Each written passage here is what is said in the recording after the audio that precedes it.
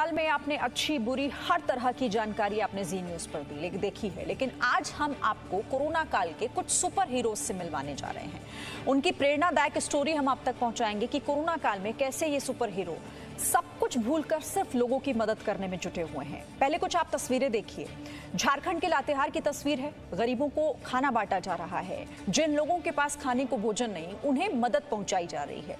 कर्नाटक कलबुर्गी में कोरोना मरीजों के लिए फ्री रिक्शा की व्यवस्था की गई है। उन्हें अगर कहीं जाना है, अस्पताल जाना है या फिर घर लौटना है तो उनके लिए ये सुविधा है। बिहार के गया से भी तस्वीरें हैं।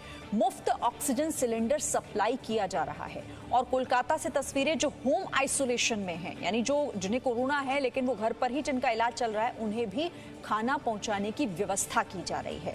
तो ये एक ऐसा दौर है पूरे देश भर में कि हम देख रहे हैं कि पूरे देश से ऐसी तस्वीरें आ रही हैं कि जब लोग मदद कर रहे हैं दूसरों की, उन लोगों की जो अपनी मदद करने में इस वक्त असमर्थ हैं। और इस्कॉन की तरफ से कोलकाता में 15,000 से ज्यादा थालियां होम आइसोलेशन में रह रहे लोगों तक पहुंचाई जा रही है। कोलकाता से हमारी संवाददाता पूजा मेहता की एक रिपोर्ट आपको दिखाते हैं। कोरोना वायरस की पहली लहर के दौरान हमने देखा है कि इस तरीके से इस्कॉन की तरफ से 15 करोड़ के आसपास मील्स को डिस्ट्रीब्यूट अनुषंगिक संगठन है अपने राष्ट्रीय स्वयंसेवक संघ का, which is working mainly for the urban slums, और जो वंचित और उपेक्षित समाज की सब प्रकार की जो अपनी एक कैपेसिटी में और जो जिस प्रकार के रिसोर्सेज हैं उनको ध्यान में रख के सेवा करना है, करता है तो करता है और वो आगे भी करता रहेगा।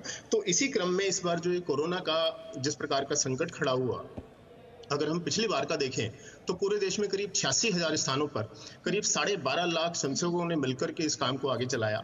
करीब 7 करोड़ से अधिक फूड पैकेट्स और 1 करोड़ के आसपास सैनिटाइजर्स और जिस प्रकार की ये सारी चीजें चली, तो उसी क्रम में इस प्रकार का ये जो संकट अचानक आके खड़ा हुआ, तो उसमें करीब दिल्ली में अगर हम देखें तो करीब 18 के करीब आइसोलेशन सेंटर अलग अलग स्थानों पर सेवा भारती ने खोले और उसमें करीब 800 के करीब बेड अपने लगे और उसमें 50% से ज्यादा जो बेड्स थे वो सभी ऑक्सीजन सपोर्टेड थे।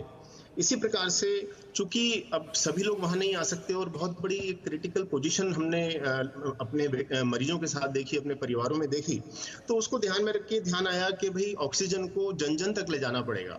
और हॉस्पिटल्स में बड़ी एक दुखद स्थिति, चूंकि एक बहुत बड़ी कैपेसिटी से ज्यादा मरीज वहां पहुंच रहे थे, तो उसको ऑक्सीजन सिलेंडर्स को हमने अपने ट्रक्स में, अपने ऐसे अनेक समाज के बंधु हैं जैसे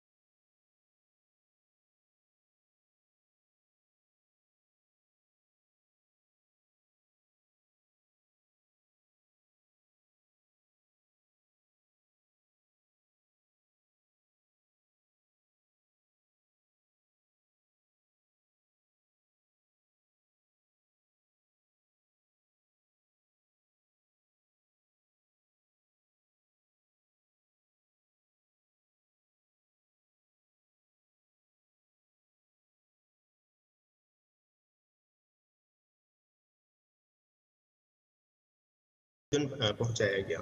इसी प्रकार से सबसे ज्यादा जो इस बार समस्या आई वो आई अपने एक सम्मान के साथ क्रीमेटोरियम में, जो अपने अनफॉर्चुनेटली जिन परिवारों में कोई दुखद मृत्यु हो गई तो उनके शवदाह संस्कार की, तो वहां पर वो जो दाह संस्कार है वो सम्मानित तरीके से हो सके।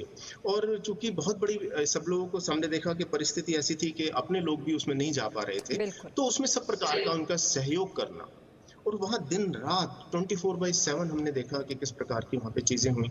इसी प्रकार से अनेक शवदाह संस्कार, जो कि जैसे झंडे वाला मंदिर अपना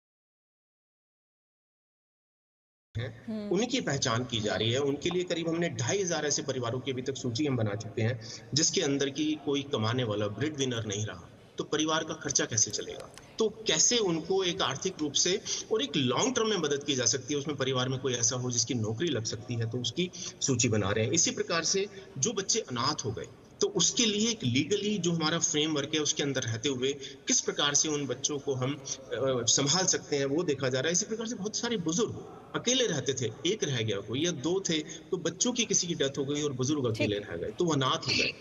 तो इस प्रकार की जो चीजें वो योजना पर अब हम लगातार काम बिल्कुल सुशील जी, और ऐसे ही आप कुछ नहीं लोग जिस